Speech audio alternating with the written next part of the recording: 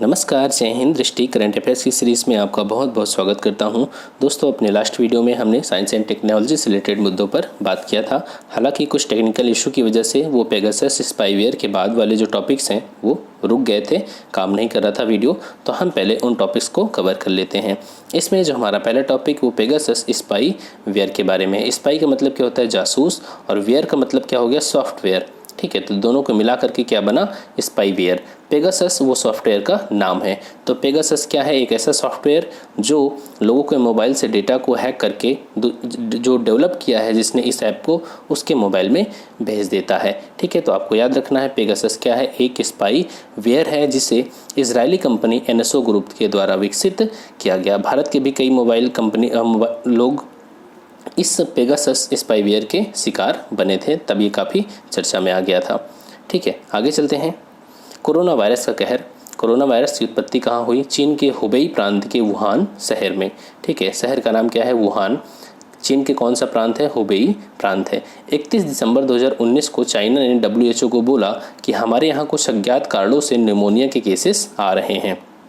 तब WHO ने कहा कि उसने बताया WHO ने कि चीन के वैज्ञानिकों ने इसे कोरोना वायरस नाम दिया है, जिस वजह से ये निमोनिया के केसेस आ रहे हैं। ठीक है, WHO ने इसका रीज़न क्या दिया कि यह कोरोना वायरस की वजह से निमोनिया के केसेस आ रहे हैं। निमोनिया से कौन सा अंग प्रभावित होता है? फेफड़ा। ठीक है, लंग्स निमोनिया की वजह से प्रभावित होते हैं। WHO के महानिदेशक डॉक्टर टेड्रोस अधानोम घेब्रेयेसस ने इसे किस नाम से पुकारा? इस कोरोना वायरस को नोवेल कोरोना वायरस के नाम इन्होंने दिया, WHO के महानिदेशक ने। लेकिन बाद में 11 फरवरी 2020 को इसका नाम बदल करके SARS-CoV-2 रख दिया गया। ठीक है, SARS-CoV-2। सार्स का फुल फॉर्म क्या है? Severe acute respiratory syndrome corona virus 2, क्योंकि यह जो हमारा रेस्पिरेटरी सिस्टम है उसको प्रभावित करता है, श्वसन तंत्र को प्रभावित करता है और बहुत ही बुरी तरीके से। Severe acute respiratory syndrome corona virus 2। ठीक है, और इस वायरस की वजह से जिस बीमारी की उत्पत्ति हुई उसे किस नाम से जाना गया? कोविड-19 के नाम से जाना गया। ठीक है, कोरोना वायरस डिजीज़ 2019 क्लियर हो गया। आगे चलें। अब यहाँ पर आप देख लीजिए, 11 मार्च 2020 को WHO ने इसे पैंडेमिक के रूप में घोषित किया। इस बीमारी को 11 मार्च 2020 को, जब कोई बीमारी विश्व के कई राष्ट्रों में फैल जाती है तो उसे पैंडेमिक के रूप में घोषित किया जाता है। भारत में जो पहला केस आया था वो किस स्टेट में आया था? केरला में भारत का पहला केस आया था 30 जनवरी 2020 को कोविड-19 का। और भारत में कोविड-19 इन्फेक्शन की वजह से मौत का जो पहला मामला है वो कहाँ पर हुआ था? कर्नाटका के कलबुर्गी में। ठीक है, कर्नाटका के कलबुर्गी में। आगे चलते हैं। एक दवा का नाम काफ़ी चर्चा में रहा। डोनाल्ड ट्रंप ने भी इस दवा को काफ़ी रिकमेंड किया कि कोविड-19 में इस दवा का यूज़ हो सकता है, हाइड्रोक्सीक्लोरोक्विन। ठीक है, इसका यूज़ किस बीमारी में किया जाता है? मलेरिया में। ठीक है, मलेरिया को ठीक करने में हाइड्रोक्सीक्लोरोक्विन का इस्तेमाल किया जाता है। भारत ने कई देशों को हाइड्रोक्सीक्लोरोक्विन दवा का एक्सपोर्ट किया था। ठीक, आगे चलते हैं। देखिए, कोविड-19 जो होता है वो कई प्रकार का होता है। कोरोना वायरस यहाँ पर आप देख सकते हैं, याद रखने की कोई ज़रूरत नहीं। इसके अलावा अब हम चलते हैं टेस्ट की ओर। कौन कौन से टेस्ट किए जाते हैं कोविड को पहचानने के लिए? RT-PCR चूँकि अभी साइंस एंड टेक्नोलॉजी का है, यहाँ पर डिटेल में हम बात नहीं करेंगे, डाइवर्ट हो जाएंगे टॉपिक से। RT-PCR reverse transcription polymerase chain reaction, Truenat, CBNet cartridge based nucleic acid amplification test. इसके अलावा हालांकि आप ध्यान रखिए ये मुख्यतः TB के लिए भी टेस्ट किए जाते हैं। ठीक है, CBNet। इसके अलावा रैपिड एंटीबॉडी टेस्ट और रैपिड एंटीजन टेस्ट। आप देखेंगे कि जो रेलवे स्टेशन हैं, एयरपोर्ट्स हैं, वहाँ पर रैपिड एंटीजन टेस्ट किए जाते हैं बहुत ही जल्दी। ठीक है, स्वैब लेकर के तुरंत इसका रिजल्ट दे देते हैं 15-20 मिनट या आधे घंटे में। रैपिड एंटीबॉडी टेस्ट में क्या होता है? हमारा शरीर जो है, जो बाहरी चीज़ें हैं, कोई भी चाहे बैक्टीरिया हो, वायरस हो, कोई भी बाहर की चीज़ जब हमारे शरीर के भीतर जाती है तो हमारा शरीर उसे एक्सेप्ट नहीं करता। ठीक है, तो शरीर हमारा क्या करता है? वो एंटीजन होता है। वो हमारे शरीर का नहीं होता, वो एंटीजन होता है। तो इससे लड़ने के लिए हमारा शरीर क्या बनाता है? एंटीबॉडी बनाता है। और जब कोरोना वायरस हमारे शरीर में एंट्री करेगा तो हमारा शरीर उसके प्रति प्रतिक्रिया व्यक्त करेगा और एंटीबॉडी का निर्माण करेगा। तो रैपिड एंटीबॉडी टेस्ट में जो ब्लड सैंपल लेकर के यही देखा जाता है कि क्या इस व्यक्ति के शरीर में कोई एंटीबॉडी बना है। अगर एंटीबॉडी होता है तो उसे पॉजिटिव घोषित कर दिया जाता है कि ये व्यक्ति कोरोना पॉजिटिव है। ठीक है, रैपिड एंटीजन टेस्ट में क्या होता है, इसमें बलगम या लार का स्वैब लिया जाता है। ठीक है, आपने देखा होगा, तो स्वैब लेकर के इसमें टेस्ट किया जाता है। आगे चलें, कोविड-19 के परिप्रेक्ष्य में प्रमुख अंतर्राष्ट्रीय क्या घटनाएं हुई। विश्व आर्थिक समुदाय ने कोरोना वायरस से लड़ने के लिए कोविड-19 एक्शन प्लेटफॉर्म जारी किया। पहले प्रधानमंत्री जो कोविड-19 से संक्रमित हुए किसी देश की, वो कौन, ब्रिटिश के बोरिस जॉनसन रहे। ठीक है, प्रिंस चार्ल्स कोविड-19 से संक्रमित ब्रिटिश राज परिवार के पहले व्यक्ति हैं। ब्रिटिश राज परिवार के पहले व्यक्ति कौन, प्रिंस चार्ल्स, जो कोविड-19 से इन्फेक्टेड हुए। भारत में भी बहुत से लोग इन्फेक्टेड हुए। यहाँ पर WHO ने और UN फाउंडेशन और अन्य सहयोगियों ने मिलकर के कोविड-19 सॉलिडारिटी रिस्पांस फंड जारी किया।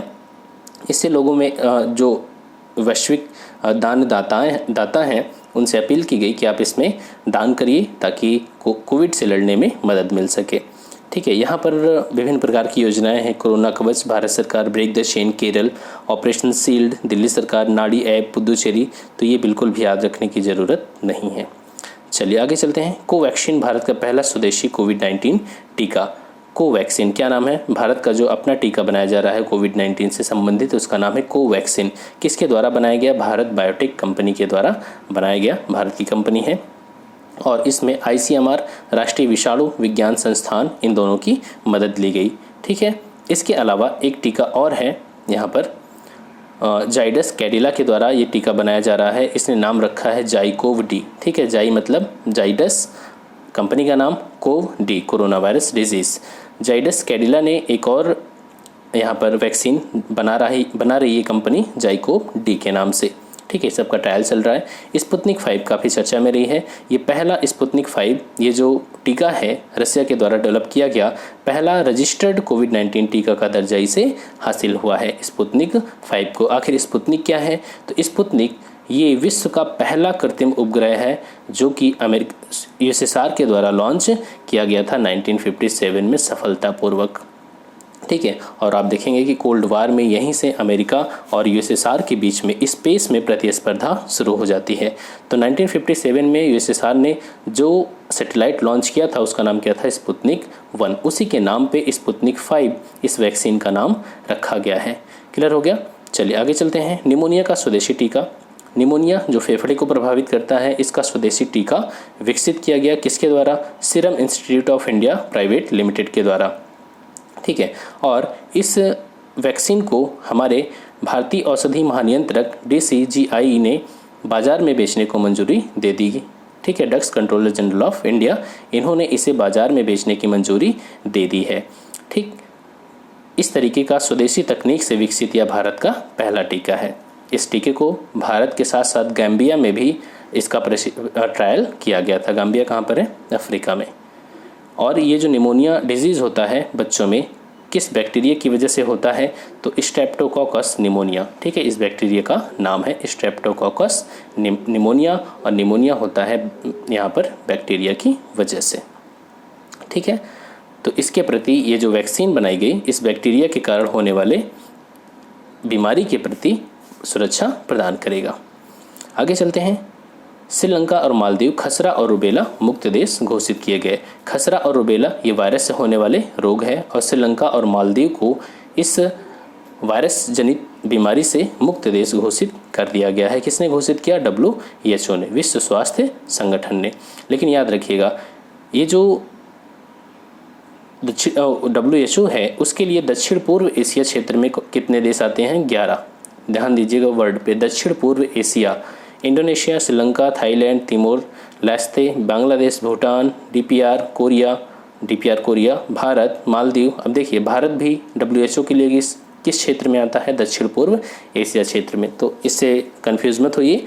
ठीक है, चलिए आगे चलते हैं। वर्ष 2020 उपचारिका और प्रसाविका वर्ष।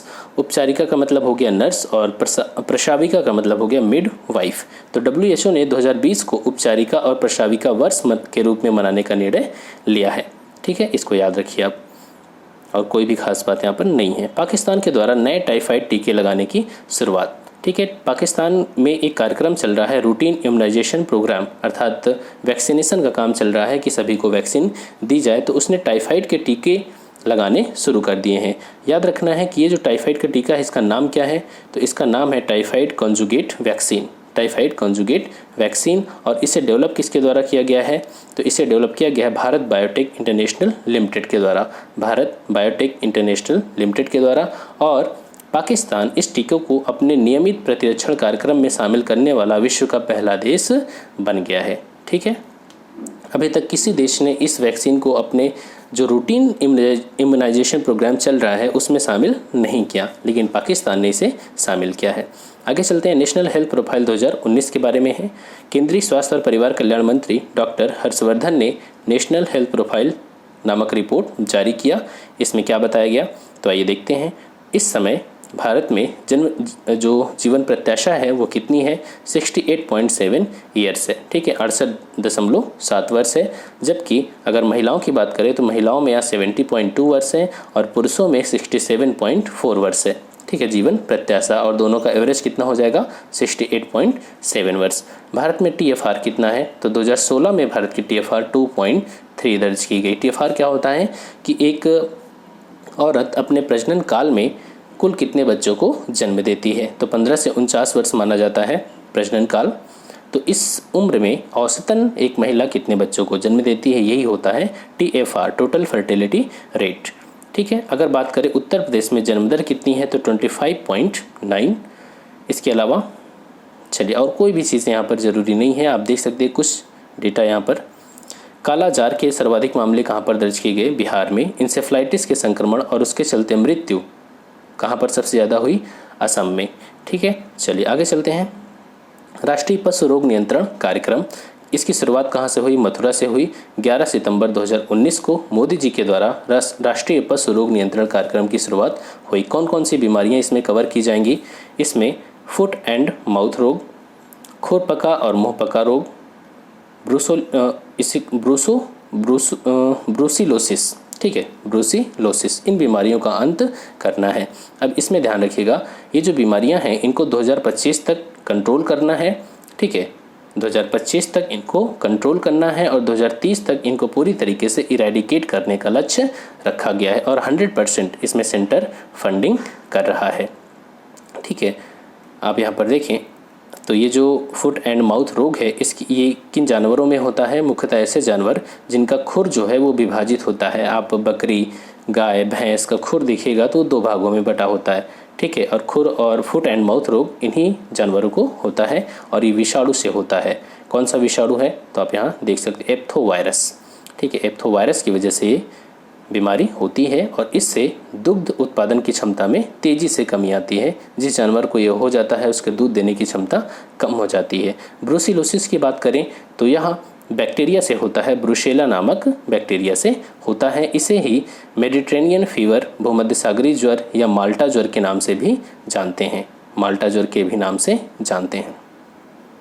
ठीक है, चलते हैं नेक्स्ट टॉपिक की ओर। रामसर के द्वारा भारत की 10 नई आर्द्र भूमियों को मान्यता। दोस्तों मैं आपको बताना चाहूँगा कि करंट अफेयर्स पढ़ने के लिए हमें हमारा बेसिक्स स्ट्रांग होना बहुत ज़रूरी होता है। जैसे सपोज़ कि अगर किसी व्यक्ति ने, किसी बच्चे ने आर्द्र भूमि, वेटलैंड के बारे में पढ़ाई नहीं किया, वो नहीं जानता वेटलैंड क्या है, मॉन्ट्रेक्स रिकॉर्ड क्या है, तो शायद उसे इन चीज़ों को समझने में प्रॉब्लम होगी। बस वो फिर सिर्फ पढ़ रहा होगा, समझ नहीं रहा होगा। तो हमें करंट अफेयर्स को समझने के लिए हमारा बेसिक्स स्ट्रांग होना बहुत ज़रूरी है और न्यूज़पेपर में भी हम उन्हीं चीज़ों को समझ पाते हैं कि हमारे लिए क्या ज़रूरी है जब हमें बेसिक्स और हमारा सिलेबस हमें पता होता है। तो ये जो वेटलैंड है ये आपका इन्वायरमेंट इकोलॉजी का टॉपिक है, पर्यावरण संरक्षण में इन चीज़ों को हम पढ़ते हैं। अब देखिए, रामसर के द्वारा भारत की 10 नई आर्द्र भूमियों को मान्यता दी गई। इस तरीके से रामसर स्थलों की कुल संख्या बढ़ करके कितनी हो गई, 37 हो गई भारत में रामसर साइट्स। रामसर साइट्स क्या हैं, अब सवाल ये है। तो रामसर साइट्स ऐसी साइट्स हैं, ऐसे वेटलैंड्स हैं जिनके संरक्षण की ज़रूरत है और जो मानव समुदाय, पूरी मानव प्रजाति के लिए बहुत ही आवश्यक है उनका होना। ठीक है, तो इस तरीके से रामसर साइट्स में जिनको शामिल किया जाता है, फिर सरकार उनके लिए, उनके संरक्षण की दिशा में कार्य करती है और बाद में उन्हें रामसर साइट से हटा दिया जाता है जब उनका संरक्षण हो जाता है। इसी तरीके से मॉन्ट्रेक्स रिकॉर्ड है। मॉन्ट्रेक्स रिकॉर्ड में ऐसे स्थलों को शामिल किया जाता है जो मानवीय प्रयासों की वजह से प्रदूषित होने वाले हैं या प्रदूषित हो चुके हैं, मॉन्ट्रेक्स रिकॉर्ड। ठीक है, रामसर कहाँ पर है, ईरान में है। तो 1972 में 2 फरवरी 1971 में एक बैठक हुई थी रामसर ईरान में।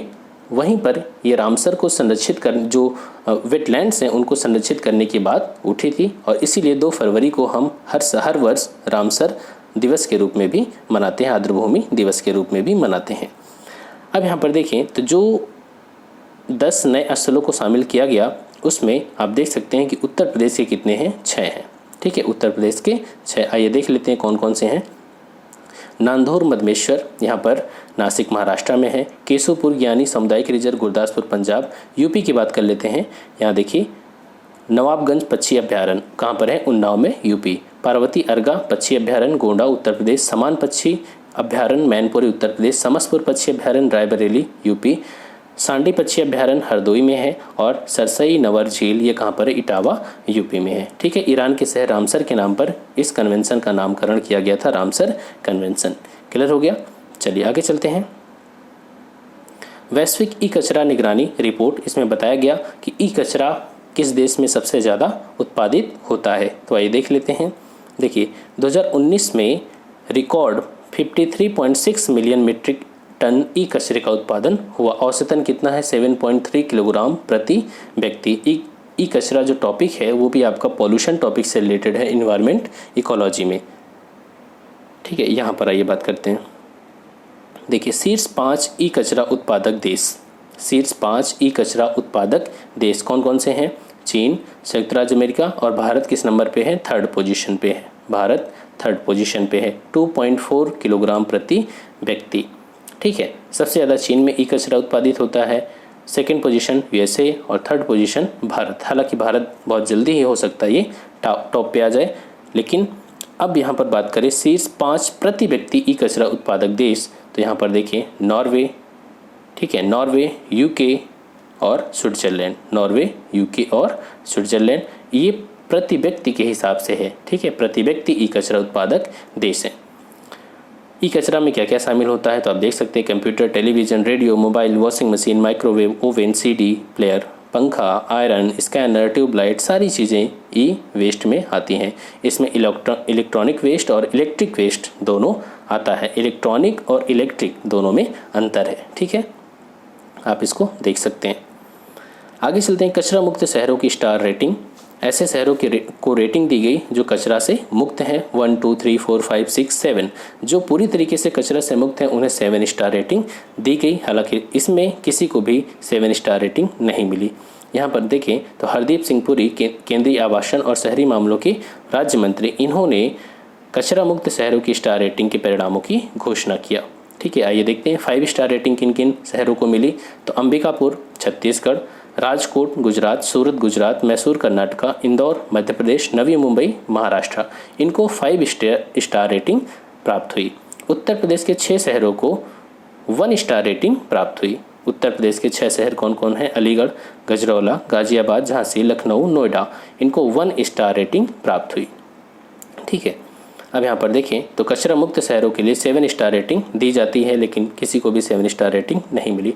टिड्डियों का प्रकोप, आपने देखा होगा कि पाकिस्तान ने टिड्डियों की वजह से राष्ट्रीय आपातकाल की घोषणा कर दिया था अपने देश में। तो राष्ट्रीय आपातकाल की घोषणा करने वाला कौन सा देश है टिड्डियों की वजह से, वो है पाकिस्तान। ठीक है, और इसके अलावा सोमालिया ने भी अपने यहाँ राष्ट्रीय आपातकाल की घोषणा किया था। भारत में भी टिड्डियों का प्रकोप देखने को मिला था, सबसे ज़्यादा गुजरात और राजस्थान में। ठीक है, तो इस समय मैं अपनी बात बताऊं तो मैं घर पे था और मैं भी खेतों में दौड़ रहा था इन टिड्डियों के बीच में। ठीक है, हालांकि उस समय खेतों में कुछ भी नहीं था, धान वगैरह की कोई फसल नहीं थी, तो नुकसान कुछ भी नहीं हुआ। आगे चलते हैं। देखिए और बाकी चीज़ें छोड़ सकती, कोई इशू नहीं यहाँ पर। टिड्डी चेतावनी संगठन भी है, 1939 में इसकी स्थापना हुई थी। चलिए आगे चलते हैं। भारत वन स्थिति रिपोर्ट बहुत इंपॉर्टेंट टॉपिक है, क्योंकि ये नई रिपोर्ट रिलीज़ हुई है 2019 की।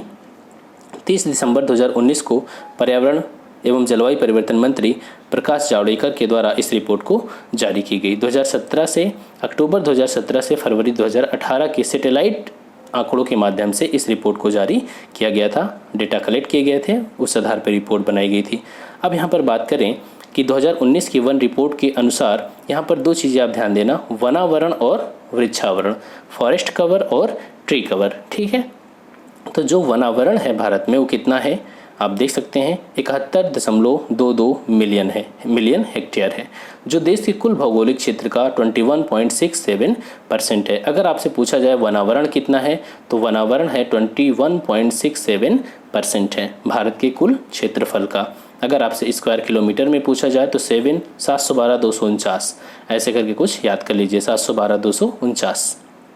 अब यहाँ पर बात करें वनावरण और वृक्षावरण दोनों को मिला करके, तो वनावरण और वृक्षावरण दोनों को मिला करके ये पहुंच जाता है डेटा 24.56%। ठीक है, 24.56%। और केवल वनावरण की बात हो तो 21.67%। ठीक है, इस तरीके से यहाँ पर जो वृक्षावरण ट्री कवर का रेशियो है भारत में, परसेंटेज है, वो कितना है 2.89%। ठीक है, 2.89%। याद रखना आप कि इस बार हमारे देश में 2017 की तुलना में 2019 में 3976 स्क्वायर किलोमीटर के वन क्षेत्र में वृद्धि हुई है, अर्थात वन क्षेत्र में कमी नहीं आई बल्कि 3976 स्क्वायर किलोमीटर क्षेत्र में वृद्धि हुई है। ठीक है, अब यहाँ पर कुछ ज़रूरी चीज़ें, 2019 में 2017 की तुलना में वनावरण में सर्वाधिक वृद्धि किस राज्य में हुई, कर्नाटका में। ठीक है, कर्नाटका में वन में वृद्धि हुई, जबकि सर्वाधिक कमी कहाँ पर हुई, मणिपुर में 499 स्क्वायर किलोमीटर की कमी हो गई। कहाँ पर, मणिपुर में, क्योंकि इन सब जगहों पर झूम कृषि होती है। झूम कृषि मुख्य कारण है मणिपुर जैसे राज्यों में वनावरण में कमी आने का। ठीक है, अब बात करें क्षेत्रफल के हिसाब से कि 2019 के अनुसार इस रिपोर्ट में क्षेत्रफल की दृष्टि से सर्वाधिक वनावरण वाले 5 राज्य। ठीक है, 2 वर्ड पे ध्यान दीजिएगा, वनावरण, और इसमें राज्य केंद्र शासित प्रदेश शामिल नहीं है।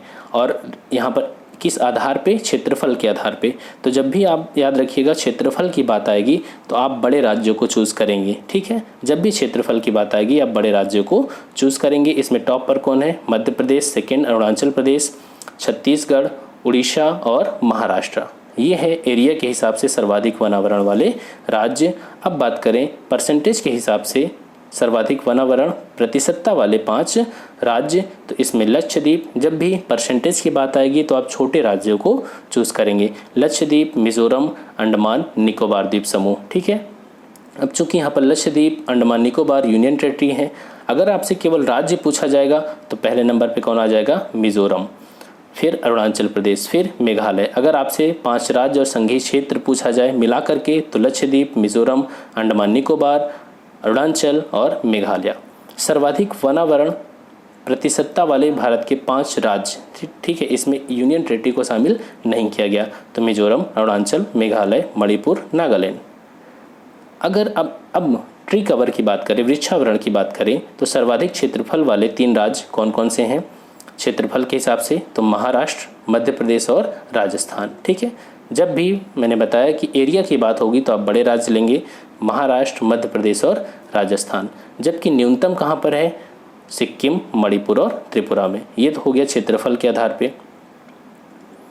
अब यहाँ पर कुछ और देख लेते हैं मैंग्रोव के बारे में ज़रूरी जानकारी।